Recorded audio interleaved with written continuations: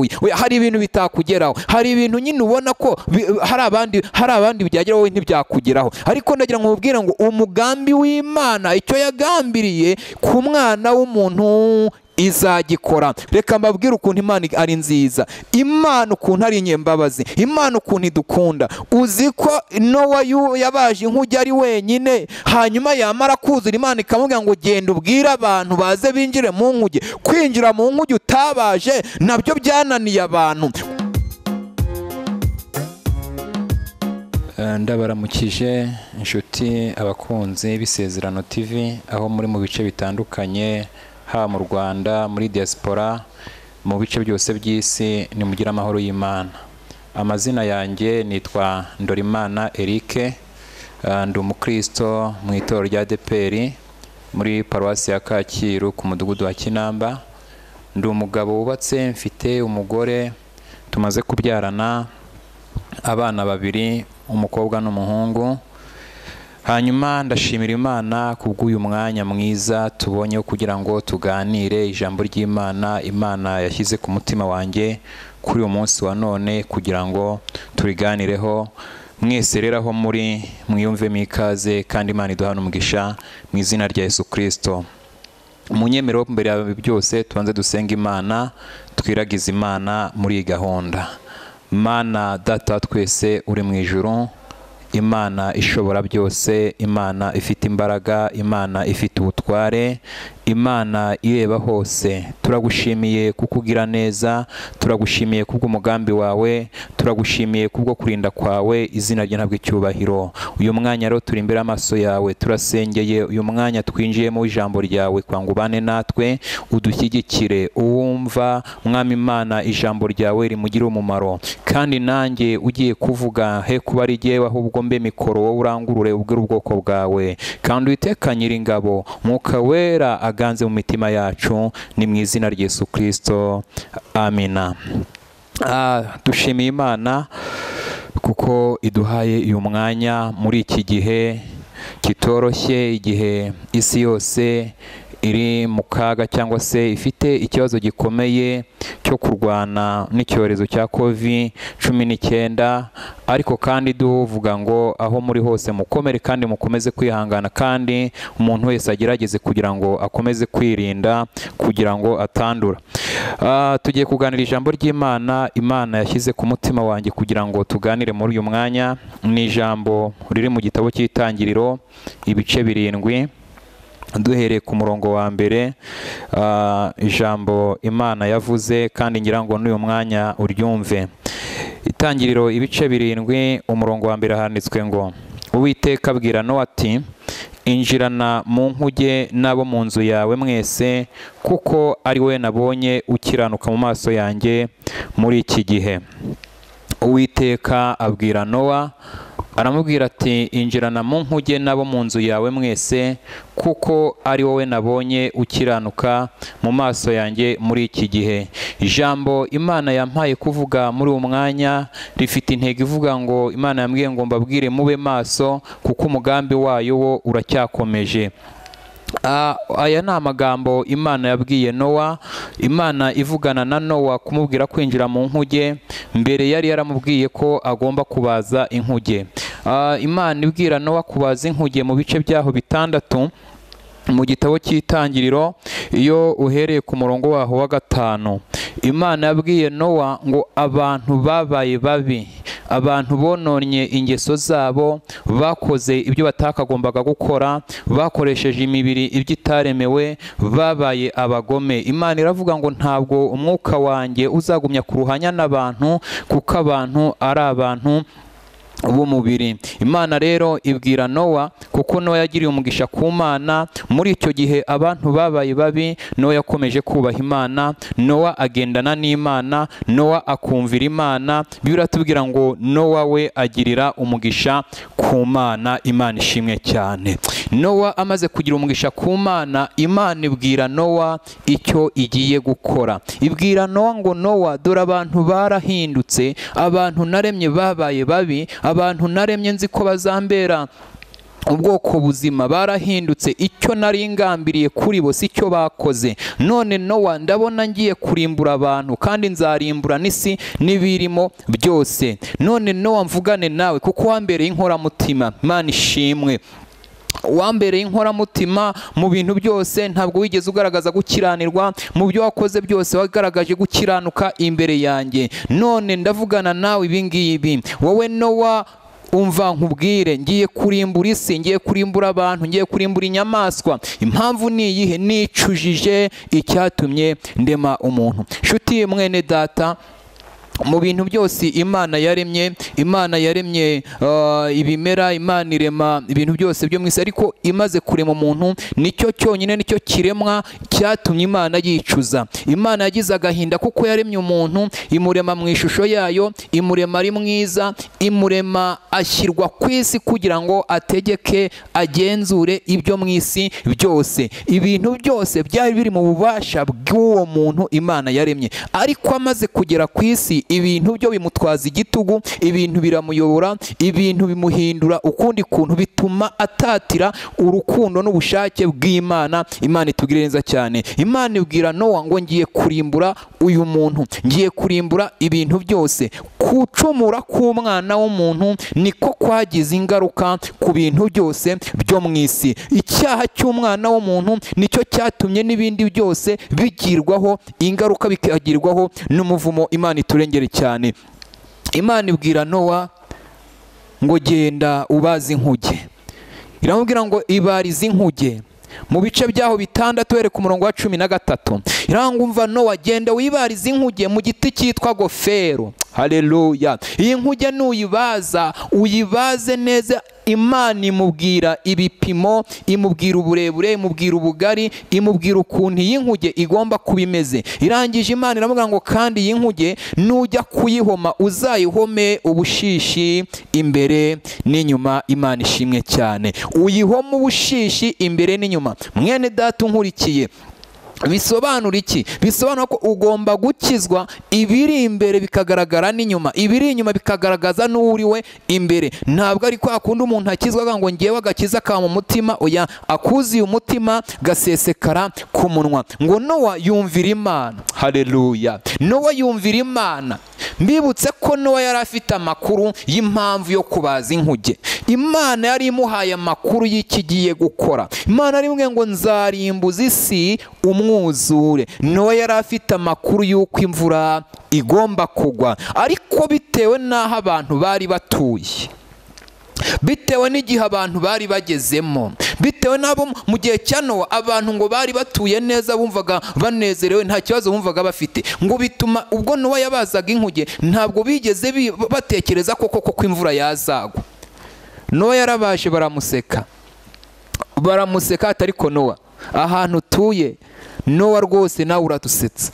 Utuye imusozi, ahantu utuye naho imvura yagwa ingana gute, ntabwo amazi ashobora kuzamuka ngo agere imusozi. Naho byaba bimeze gute, ntabwo amazi yaba menshi ngo azamuke akugereho ahantu utuye. Hari ibintu bitakugeraho, hari ibintu nyine ubona ko hari abandi byageraho, wowe ntibyakugeraho. Ariko ndagira ngo mubwire ngo umugambi w'Imana, icyo yagambiriye ku mwana w'umuntu izagikora, kuko Imana si umuntu ngo ibeshye, nta nubwo ari umwana w'umuntu ngo yicuze. Ibyo yavuze no kubikora izabikora. Niba aravuganye nawe ko izakugirira neza, komera kandi ushikame, izakugirira neza. Niba aravuganye nawe ko izakurengera ikagutabara, humura, izagutabara. Ariko niba yaravuze ko hari abizahana, ibahoye gukiranirwa, abo nabo byanze bikunze izabahana, kuko umuntu n'ubundi ahora ari umuntu, ahora ari wa muntu udashaka kumva. Yumva uyu munsi, ejo agahinduka, uyu munsi akubitwa akanyafu, ejo akibagirwa. Kandi niba hari icyaha kibi gikomeye ni ukwibagirwa. Imana yigeze akabwira Abisirayeli mu gutegeka kwa 2 mu bice 8, irababwira ngo nimumara kurya mugahaga, mukabona mumaze kubaka amazu, mukabona mumaze gutunga mugatunganirwa, ntimuramenye ntimuzibagirwe Uwiteka Imana yanyu, ngo musubire inyuma mwimure Imana mwimike ibigirwamana. Ni iki cyari gitumye Imana ibwira ab'isi ngo nibamara kurya ntibazibagirwe? Nuko bari barigeze bakagira inzara bagasonza. Ni iki cyatumye bavuga ngo nibamara kubaka? Nuko amazu yabo menshi yari yarasenyutse. Mbibutse ko Abisirayeli bari bavuye mu gihugu cya Egiputa, mbere bari bahamaze imyaka isaga 400 bari mu buretwa. Imana ibabwira ibyiza bakorera. Nta mazu bari bafite, abandi bari mu mashyamba, abandi bagendaga babundabunda, abandi bari barishwe bagendaga mu butayu, ibirenge byari byarababaye, imyambaro yari yabacikiyeho. Ariko Imana irababwira ngo nimumara kurya mugahaga ntimuzibagirwe. Birashoboka ko Abisirayeli ntabwo batekerezaga ko bazarya, ntabwo batekereza ko bazongera bakubaka, ntabwo batekereza ko bakongera bagatunga, ntabwo batekereza ko bakongera bakambara. Ariko Imana kuko ishobora byose, haleluya, Imana ni nyembabazi. Biravuga ngo kubw'umutima w'imbabazi w'Imana uwo nguwo uzatuma umuseke udutambikira, azamurikira bicaye mu gicucu cy'urupfu, haleluya. Imana kubw'imbabazi zayo yongera kubaka Abisirayeli, irabakomeza. Imana ibwira Nowa rero ngo genda wibarize inkuge. Nubwo abantu badatekerezaga ko imvura yagwa, ariko genda uyibaze. Nubwo abantu babona ko aho bari bageze, aho bageze ari heza, nta kibazo gihari, ariko genda ubaze inkuge. Ahari nta wamenya ejo hazaza uko hazaba hameze. Komeza ubaze. Nowa ngo arabaza. Nowa bazi inkuge bakamucaho bakamuseka. Nowa bazi inkuge bakamucaho bakamuseka. Ngo ariko Nowa yumvira Imana ihoraho. Imana ishimwe cyane. Kumvira biruta ibitambo. Iyo wumviye Imana, ukumvira Imana ikigutegeka gukora ukayumvira, Imana ikubona ko uri inyangamugayo. Mu gutegeka kwa 2 ibice 28 umurongo wa mbere harango nugira umwete wo kumvira Uwiteka Imana yawe, ukagira umwete wo kwitondera amategeko Uwiteka Imana yawe gutegeka uyu munsi. Biravuga ngo Uwiteka Imana yawe izagusumbisha amahanga yose yo mu isi, kandi iyi migisha yose izakuzaho ikugereho. Aho ruzingiye ni hehe? Ni ukumvira Imana. Naje kubabwira ngo nimube maso kandi mukomere, kuko umugambi w'Imana wo urakomeje. Ntabwo Imana irarangiza gahunda yayo, ntabwo Imana irareka umuntu. Imana ikomeje umugambi wayo. Imana itugire neza cyane. Nowa ngo amaze kubaza inkuge, inkuge imaze kuzura, Nowa Imana avuga ngo genda ubwira abantu ko inkuge yuzuye.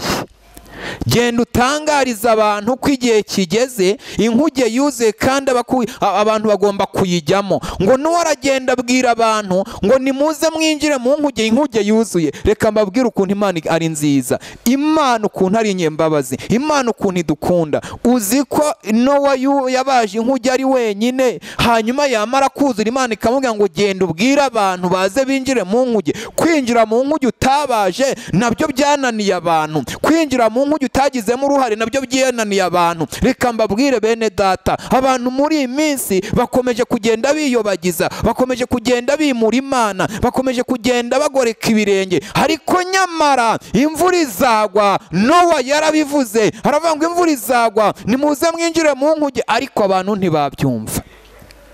Imana yigeze yakababara, ibabazwa n'ubwoko bwayo bw'Abisirayeli. Muri Yesaya mu bice byaho 5, Imana yababajwe n'ubwoko bwayo, ibabazwa n'Abisirayeli ukuntu yabakuye mu gihugu cya Egiputa ikabarokora. Yamara kubarokora ikabiringiramo ko bazaba inkoramutima, ariko bakanga. Haranditswe ngo ibice 5 muri Yesaya uhereye ku murongo wa mbere, harango reka ndirimbira umukunzi wanjye indirimbo y'uruzabibu rwe. Umukunzi wanjye yari afite urutoki rw'uruzabibu ku musozi urumbuka, ararutabirira, arurimburamo amabuye, aruteramo insina y'umuzabibu y'ubwoko bwiza cyane, arwubakamo inzu y'amatafari ndende, acukuramo n'urwina. Nuko yiringira ko ruzera inzabibu, ariko rwera indibu. Imana irababara, yiringiraga Abisirayeli ikabiringiramo imanza zitabera, yiringiragamo Abisirayeli ikabiringiramo gukiranuka. Ngo ariko irangije ibasangamo gukiranirwa. N'iki itari yarabakoreye? ikavuga ngo yemwe bantu, yemwe baturage b'i Yerusalemu mwe, namwe bagabo b'i Buyuda, nimudukize njyewe n'uruzabibu rwanjye. Ni ikintu nari nkwiriye gukora uruzabibu rwanjye nasize ni ikihe? Ko nari niringire ko ruzera inzabibu, niki cyatumye rwera indibu? Bene data, niki wahagarara ugashinja Imana? Imana niki itakoze? Ibuka rya joro Imana yarakurinze, ibuka cya gihe wari unyagirwaga Imana yarakurinze, ibuka cya gihe wabuze uko ugenza Imana igucira inzira. Niki Imana itakoze? Niki cyatuma uyitera umugongo? Niki itakoze? N'ejo bundi yarakurinze, n'ubu iracyakurinze, bamwe barapfuye urasigara. Niki cyatumye usigara? Niki cyatumye Imana ikurinda? Yakurindiye kugira ngo ikubonemo umumaro mu gihe gisa nk'iki. Yakurindiye kugira ngo uyibere inkoramutima. Ntabwo yakurindiye kugira ngo ukore ibyaha, ntabwo yakurindiye kugira ngo wiyobagize, ntabwo yakurindiye kugira ngo uyininire. Icyatumye ikurinda ni ukugira ngo uyubahe kandi uyubahishe. Hanyuma ab'Abisirayeli bababazwa Imana, Imana imaze kubabara itangaza ngo noneho nta kindi ngiye gukora, ngiye gukuraho uruzitiro. Nari narabazitiye, ngiye gukuraho uruzitiro. Nabagushagamo imvura, ngiye guhagarika imvura. Navushagamo izuba ryiza, ariko ngiye gucanira. Imana ihita itanga itangazo ry'ibyago igiye gukorera ubwoko bwayo. Mbibutse iki? Nta kindi Abisirayeli basabwaga kubaha Imana, kubaha Imana, basabwaga kubaha Imana, bagakurikiza iby'Imana ishaka. Ariko ngo bamaze kumva ko hari aho bageze, bamaze kurya, reka mbabwire bene data, nta kindi kigiye kwica abantu, nta kindi si igiye kuzira, nta kindi abantu bagiye kuzira umurengwe, kandi umurengwe urica. Kandi imbere y'inzara nta kindi kibanza, habanza umurengwe. Ntabwo habanza inzara, habanza umurengwe. Hanyuma umurengwe washira hakaza inzara. Mwibuke ibyabereye mu Egiputa mu myaka 7 ya mbere, habaye uburumbuke, imyaka irera, imirima irera. Ariko kuko bari baragize umugisha wo kubona Yosefu umukozi w'Imana wuzuye umwuka w'Imana, abagira inama yo guhunika ngo nyuma y'imyaka 7 y'uburumbuke hakurikiyeho imyaka 7 y'inzara. Reka mbabwire, nimube maso, nimube maso kandi musenge, nimube maso, nimuve mu gahuge. Imana ibwira Nowa ngo nurangiza kubaza inkuge, Imana iramubwira ngo bwira abantu baze binjire mu nkuge. Yemwe bagore, yemwe bagabo, nimuze mwinjire mu nkuge. Basore namwe bakobwa, nimuze mwinjire mu nkuge. Erega inkuge irahari. Muri 38 yaravuze ngo natwe dufite iyo nkuge, nta gakiza twahawe na Yesu. Niba ushaka amahoro, ngwino wihitiremo agakiza, ngwino uhitemo. Reka mbabwire, isi yose yabuze amahoro, ariko nubwo yabuze amahoro, ahana amahoro ari nta handi uretse kwa Yesu. Kwa Yesu hariho amahoro. Haleluya! Iyo umuntu ari muri Yesu agubwa neza. Abari muri Yesu biravuga ngo nuko abari muri Yesu, abari muri Kristo Yesu nta teka bazacirwaho.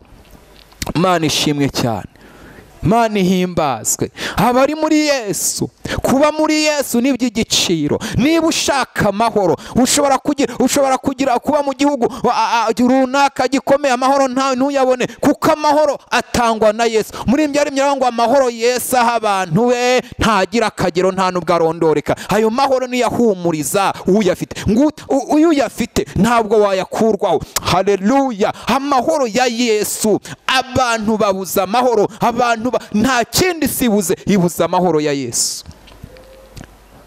Imana itugire neza cyane. Imana ibwira Nowa, iramubwira ngo abantu bahamagare binjire mu nkuge. Urabizi warahamagaye kuva kera, ariko ntabwo wigeze wumva. Abantu baravuze ntiwumva. Iki ni igihe gikomeye. Ngo Nowa amaze guhamagara, abantu bamaze kwanga kumva, ngo Imana ibwira Nowa ati noneho gahunda rero, injizamo inyamaswa. Ugende mu nyamaswa, winjizemo mu nyamaswa zizira, winjizemo 2 ikigabo n'ikigore. Mu nyamaswa zitazira winjizemo 7 ikigabo n'ikigore. Hanyuma ngo igihe kigeze, niho twasomye ku bice 7 umurongo wa mbere, Imana ibwira Nowa, iravuga ngo Nowa nawe winjirana mu nkuge n'abawe mwese. Yewe Nowa, igihe kirageze ngo winjire mu nkuge. Winjire mu nkuge, Imana ikurindire mu nkuge. Winjire mu nkuge, kuko abicaye mu nkuge nta kibazo bafite amahoro. Abari muri Kristo Yesu bafite amahoro. Haleluya! Bibiri iravuga ngo mu rwandiko Pawulo yandikiye Abikorinto ba mbere, ibice 5 umurongo wa 17 haravuga ngo iyo umuntu ari muri Kristo Yesu aba ari icyaremwe gishya, ibya kera byose biba bishize, dore byose biba bihindutse bishya. Haleluya! abari muri Yesu baba barahindutse ibyaremwe bishya. Imana ibwira Nowa ngo injirana mu nkuge n'abawe mwese, kuko ari wowe nabonye ukiranuka mu maso yanjye muri iki gihe. Reka mbabwire iki gihe ni igihe kiruhije, ni igihe kigoye, ni igihe cy'amayobera, ni igihe kirimo ibintu byinshi biteye ubwoba, kandi ni igihe abantu bafite akajagari n'akavuyo kenshi, ariko kandi ni igihe cyo kwezwa, ni igihe cyo gukiranuka, aho abantu bakureba naho batakureba. Imana itugire neza cyane. Pawulo yandikira abafilipi mu rwandiko yabandikiye mu bice byaho bibiri, ibice bibiri abandikira ku murongo waho wa 14 yarabwiye ngo nimukore byose mutitotombana, mutagishanya impaka, kugira ngo mutabaho umugayo cyangwa uburyarya, ahubwo mube abana batagira inenge hagati y'ab'igihe kigoramye kandi cy'ubugoryi, abo mubonekeramo ko muri amatabaza hano ku isi. Haleluya! kuko ari wowe nabonye ukiranuka mu maso yanjye muri iki gihe. Iki gihe ugomba gukiranuka mu gihe pasiteri wawe adahari. Iki gihe ugomba gukiranuka mu gihe korari runaka cyangwa umuyobozi wa korari adahari. Iki gihe ugomba gukiranuka aho diyakoni atari. Mu gihe ugomba gukiranuka aho nta muntu ukureba uretse wowe ubwawe n'Imana. Iki ni igihe umuntu wese ari ku munzani. Reka mbabwire, iki ni igihe umuntu wese ari gukorerwa audit, ni igihe umuntu wese afite umwoditeri we ku giti cye, kandi ni igihe bidasaba ko ugomba guterana na runaka kugira ngo umuntu aze kugenzura. Oya, ni igihe cyawe. Haleluya! Ni igihe cyawe wowe ubwawe kugira ngo umenye uriwe, umenye uriwe, menye uriwe, urinde uri uwo mu kihe gihugu, uraturuka urajya hehe, mbese Imana iri muri wowe imbere ni bwoko ki, ni inyembaraga. Iki ni igihe ugomba gukiranuka, kuko nabonye ari wowe ukiranuka mu maso yanjye muri iki gihe. Ugomba kuba ikirato cy'Imana muri iki gihe. Hari bamwe bango muri iki gihe imiryango y'insengero ntifunguye, muri iki gihe gusenga biragoye, muri iki gihe ntavuga, ariko ndabatangariza ko iki gihe ari cyo gihe cyo kwera no gukiranuka. Ni igihe Imana igushakaho umumaro, ni igihe Imana igushakaho imbuto. Haleluya! mu gihe mu butumwa bwiza bwese uko bwanditswe na Mariko bice 11 ku murongo wa 13 ngo Yesu Kristo yitegereje umuzabibu, yitegereza umutini ngo awurebeye kure, awurebera kure abona uwo mutini ufite imbuto, awutekereza ko ufite imbuto kubera ko wari ufite ibibabi kandi ibibabi byawo byari bitoshye bimeze neza. Ngo awurebeye kure atekereza ko, yiringira ko wakagombye kuba ufite n'imbuto. Ngo aragenda arawegera kugira ngo awurebeho urubuto, ngo awugezeho awuburaho urubuto. Bibiliya iravuga ngo icyo gihe ntabwo cyari igihe cyo kwera kw'imitini, ngo awubuzeho urubuto arawuvuma. Uyu mutini mu bundi buryo wasanga warazizuza, kuko cyari igihe kitari icyo kwera. Ariko nubwo cyari igihe kitari icyo kwera, uyu mutini utegetswe kugira imbuto. Nubwo ubona ari igihe kigoye, ntabwo ari igihe cyo guterana, ariko utegetswe gukizwa. Ntabwo ari igihe cyo kuba mu masengesho, ariko ugomba gusenga. Ntabwo ari igihe cyo kuba muri korari, mu marepetisiyo, mu bitaramo, ariko utegetswe, ugomba guhimbaza Imana. Biravuga ngo umutima wanjye uhimbaza Uwiteka. Haleluya! Ugomba guhimbaza Imana muri iki gihe, kuko Imana iragukeneye muri iki gihe. Reka mbabwire, ugiye kwitwara ute muri iki gihe? Gukizwa kwawe kugiye kugaragara muri iki gihe. Niba ari Imana mukorera bizamenyekana, niba twarasenze Imana bizamenyekana, niba twariringiye Imana bizamenyekana. Yesu abwira abantu, arabwira ngo muzageza ryari guhera mu rungabangabo? n'iryari muzageza ryari? Barokore tuzageza ryari guhera mu rungabanga? Niba Uwiteka ari we Mana, nimureke tumukurikire. Niba Uwiteka tumufitiye ikizere, nimureke tumukurikire. Niba tuzi ko Imana yabanye natwe, ya Mana twavugaga, ya Mana twabaye imbere, niba tuzi ko ifite imbaraga na n'uyu munsi iracyashoboye, mureke tuyiringire. Yose aravuga ngo ariko njyewe n'inzu yanjye tuzakorera Uwiteka. Haleluya. Hagarara uhamye Imana muri iki gihe, ubwira abantu ibyururutse imitima, ubwira abantu babema, kuko iki ni igihe abantu benshi bagiye kongera gutungurwa. Abantu benshi bagiye kongera gutungurwa kubera ko abantu benshi bakomeje kwirara, abantu benshi bakomeje kugwa mu mitima yabo. Ariko Imana ibwira Nowa ngo injirana mu nkuge n'abawe mwese. Nakubonye, nitegereje ndareba, sanga utarakijwe kubera ko korari yari ihari. Ntabwo wigeze ukizwa kuko korari yari ihari. Ntabwo wakijwe kuko bishop yari ahari. Ntabwo wakijwe kuko pastor yari ahari. Ntabwo wakijwe kuko diakoni yari ahari. Oya, ntabwo wakijwe kuko perezida cyangwa dirije wa korari bari bahari. Ahubwo wakiranutse kuri byose, ukiranuka ku gato no ku kanini. Wakiranutse ufite ibiryo binabuze, urakiranuka. Mbese warakiranutse. Haleluya. Warakiranutse kuko wakunze gukiranuka, ukanga ubugome, ukanga ibyaha. Nicyo kigiye gutuma Imana igiye kugukiza mu gihe gigiye kuza. Nicyo gituma Imana igiye kukuzigama mu gihe gigiye kuza. Nicyo gituma Imana igiye kugukiza, kandi izakubambira ihema, izakuzamura, uzayitabaza nayo izagutabara, kuko ugiye gukomeza gukiranuka mu gihe gisa nk'iki. Imana ishimwe cyane. Haleluya.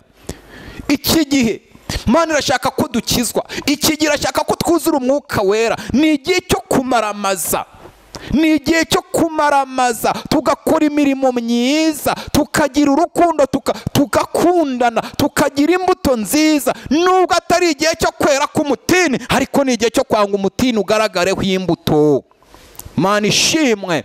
Mwene data, ntuzagira urwitwazo, ntuzabe ngo wabuze ahutse. Oya, ntabwo wahabuze kubera ko Bibiliya ivuga ngo iki? Rango mbese ntimuzi yuko imibiri yanyu ari insengero z'umwuka w'Imana uri muri mwe? Bireka ngo umuntu utsemba urusengero rw'Imana, Imana nayo izamutsemba, kuko urusengero rw'Imana ni urwera, kandi urwo rusengero ni twebwe. Naje kukubwira ngo bamaso rero, bamaso mwene data, bamaso, kuko umugambi w'Imana urakomeje. Bamaso, inkuge irahari, Imana iracyahari, Imana iri bugufi bwacu, abayishaka bazayibona. Yaravuze ngo nkunda abankunda, kandi abashakana umwete bose bazambona. Ranga ubukire n'icyubahiro byose biri kuwiteka. Imana niyo yimika kandi ikimura, niyo icisha bugufi igashyira hejuru, niyo yonyine. Reka mbabwire, uramenye utazagongana n'aboditeri b'Imana, uramenye utazagongana n'abazakurikiraho gusaka Imana yohereje. Uramenye niba kugenzura uzagaragare kushyitsi. Imana ishimwe. Haleluya. Ndagira ngo tugere ku musozo. Yobu yavuze ijambo ryiza mu bice 27 umurongo wa 6. Aravuga ngo gukiranuka kwanjye ndagukomeje, ntabwo nzakurekura. Ntabwo umutima wanjye uzigera ugira ikintu nshinja nkiriho. Reka nkubwire mwene data, gukiranuka kwawe, Yesu yabwiye abantu, arabwira ngo gukiranuka kwanyu ni kutaruta uko abanditsi n'uko abafarisayo, ntabwo muzinjira mu bwami bw'Imana. Reka mbabwire, iki gihe nutagaragaza kukiranutse, iki gihe nutagaragaza kwera kw'Imana, Bibiliya ivuga ngo kwera kw'Imana kuzagaragarira mu bayuba. Nutagaragaza kwera kw'Imana, iki gihe nicyo Imana igushaka. Uri ku munzane ubu ngubu, uri ku gipimo ubu ngubu. Iki gihe nicyo Imana ishaka kukureba. Birango gukiranuka kwanjye. Uyu Yobu yarahuye n'ibigeragezo, yahuye n'amakuba, yahura n'ibyago, ariko ngo gukiranuka kwanjye ndagukomeje. Haleluya. Muri myango naho ibyago byaba byinshi, nzaririmba ngo ndamahoro. Gukiranuka kwawe nawe uragukomeje. Gukiranuka kwawe uragukomeje. Kwezi kumwe, kwa kabiri, kwa gatatu, kwa ese ugukiranuka uracyagukomeje. Uramenye ugomba gukizwa. Iki ni igihe cyawe mwene data. Uramenye wikwiyobagiza, ibuka imbaraga z'Imana. Iki nicyo gihe Imana igushakaho. Ntabwo ishaka ugenda kubera ko hari aho wateraniraga hadahari. Iragushaka ubu ngubu kugira ngo ugaragaze ko uri umukiranutsi. Iyo baravuga ngo gukiranuka kwanjye ndagukomeje, ntabwo nzakurekura, ntabwo umutima wanjye uzagira icyo unshinja nkiriho. Imana ishimwe. Yohana akavuga ngo mu rwandiko rwa mbere ibice byaho 3:4 ngo ukiranuka niwe mukiranutsi nk'uko Kristo ari umukiranutsi. Imana ishimwe. ariko ukora ibyaha ni uwa Satani, kuko uhereye mbere na mbere Satani akora ibyaha. Imana ishimwe cyane, kandi Imana itugirire neza cyane. Ndagira ngo dusoreze muri Zaburi ya 34, Zaburi ya 34 murongo wa 8. Marayika w'Uwiteka abambisha amahema yo kugota abamwubaha akabakiza. Murongo wa 9 ngo nimusogongere mumenye yuko Uwiteka agira neza, hahirwa umuhungiraho. Imana ishimwe. Marayika w'Uwiteka, haleluya, muri iyi minsi agiye kongera kubamba ihema, agiye kongera kubamba amahema yo kugota abamwubaha. Abantu bubaha Imana nimukomere, abakomeje inzira yo gukiranuka nimukomere, nubwo inzira nyinshi zifunze ariko nimukomere, kuko marayika yongeye kugaruka, yongeye kuza, agiye kongera kubamba amahema yo kugota abantu bamwubaha akabakiza. Nimusogongere mumenye yuko Uwiteka agira neza. Biravuga ngo hahirwa umuntu wese umuhungiramo. Haleluya. Injira mu nkuge, hahirwa umuhungiramo. Ntabwo hahirwa uyu munsi, ntabwo hari guhirwa abacuruzi, ntabwo hari guhirwa abantu runaka bafite ibintu runaka. Hahirwa umuhungiyemo, kubera ko ntacyo azaba. Haleluya. Naho hazi ibiteye ubwoba, naho hazi ibikomeye, naho hazi ibiruhije, Imana yabwiye Yeremiya ngo Yeremiya we, ntabaza ndagutabara, nkwereka ibikomeye biruhije utamenya. Reka nkubwire mwene data, hari ibindi biruhije utaramenya, hari ibindi biteye ubwoba utaramenya, hari ibindi bikugarije utaramenya, ariko mu gihe nk'iki tabaza Imana niyo igutabara, kandi rigiye kukwereka ibikomeye biruhije utamenya. Nimuze dukurikire Uwiteka, nimuze tugarukire Uwiteka. Uwiteka niwe wakomerekeje kandi niwe uzomora, niwe wakubise kandi niwe uzadukiza, niwe uzaduhembura. Haleluya. kandi niwe ugiye kongera guhagurutsa, niwe wenyine ukangura abari basinziriye. Imana nihimbazwe. Imana ishimwe. Marayika w'Uwiteka akubambeho ihema, marayika w'Uwiteka akubambira ihema. Imana itugire neza cyane. Nimusogongere bene data, nimwongere musogongere mumenye neza yuko Uwiteka agira neza. Uwiteka agira neza. Hahirwa umuhungiyemo. Muri aya mezi ari imbere hahirwa abantu bagiye guhungira ku Uwiteka. Hahirwa umuntu ufite Imana yakobaho umutabazi. Hahirwa umuntu wiringiye Uwiteka, Uwiteka nakamubera ibyiringiro. Muri aya mezi ari imbere nimukomere kandi mushika, mukomeze kwiringira Imana. Nari mbabwiye ngo nimube maso, kuko umugambi w'Imana uracyakomeje. Ntabwo Imana yarorereye gukora, ntabwo Imana yananiwe. Umugambi wayo uracyakomeje, kandi operasiyo y'Imana irakomeje. Reka mabwire rero, nimurushaho kuba maso kandi murushaho kwegera Imana, kuko igihe kiri imbere hari igihe gikomeye, hari iminsi ikomeye, hari iminsi iruhije, ariko abazi Imana yabo abo ngabo bazakomera, kandi nibamara gukomera bazakora iby'ubutwari. Imana ishimwe. Munyemere dusenga Imana, dusenga Imana. Niba uhagaze nk'uko Imana ishaka komera, biravuga ngo abakiranutsi baratatse Uwiteka arabumva, abakiza amakuba yabo bose. Uwiteka aba hafi y'abafite imitima imenetse, kandi akiza abafite imitima ishenjaguwe. Icyo Imana igushaka mu gihe nk'iki ni ukugira umutima umenetse, ni ukugira umutima umeze nk'uko Imana ishaka. Nta rwitwazo, ntacyo uzitwaza, ntabwo uzaba ngo nabuzeho natera. Ya iki gihe nicyo Imana yamubwiye ngo injira mu nkuge, kuko ariwe nabonye ukiranuka mu maso yanjye mu gihe gisa nk'iki. Muri iki gihe rero niwe Imana ishaka, niwe Imana ishaka. Ntabwo ishaka kuyobagiza, ahubwo irashaka kuyegera cyane, kuko abegera Imana, ukunda Imana, usenga Imana, uwo nguwo amenywa n'Imana. Nimuhumure abafite Yesu, ntabwo tuzapfa nk'abatamufite. Imana ibaha umugisha mu izina rya Yesu. Mana turagushimiye, urera kandi urakiranuka, uri umukozi w'umuhanga, uri data wa twese mwiza, uri Imana y'inyembaraga, uri Imana ikiranuka muri byose. Tugushimiye neza yawe watugiriye, nuhimbazwe. Ijambo ryaratubwiye ngo nitwinjire mu nkuge, nitwinjire, kuko iki ni igihe cyo kwanga twinjire. kuko urashaka ko tuba maso kandi tukaba maso ku bintu byose, kuko umugambi wawe ugikomeje. Ariko mwami, icyo dushakaho ni ugukiranuka kugira ngo tubashe kwinjira mu mugambi wawe. Sengeye umuntu wese wumvishe ijambo ryawe, abari kure n'abari hafi, nubagirire neza. Abatarakumenya nubimenyekanishe, abatarahumuka amaso nubahumura amaso barebe, abatarazibuka amatwi nubazibura amatwi bakumve. Kandi Uwiteka Nyiringabo, nutanga imbaraga n'inkomezi mu gihe gisa nk'iki, abantu barusheho kukumenya by'ukuri, kuko kukumenya nibwo bugingo buhoraho. Dusabye imbaraga, dusabye uburinzi. Ijambo ryatubwiye ngo marayika w'Uwiteka abambisha amahema yo kugota bamwubaha akabakiza. Reka ubambe ihema ku bantu kukiranukiye muri iki gihe, bambi ihema ku bantu bafite imitima imenetse, bambi ihema ku bantu bakigushaka, bambi ihema ku bari kure n'abari hafi, bambi ihema ku banyarwanda bari mu gihugu, bambi ihema ku banyarwanda bari hanze y'igihugu, bambi ihema ku banyafurika, bambi ihema ku bantu bose waremye Uwiteka Nyiringabo, kuko waremye umuntu umufiteho umugambi. Tubambeho amahema, tugirire neza.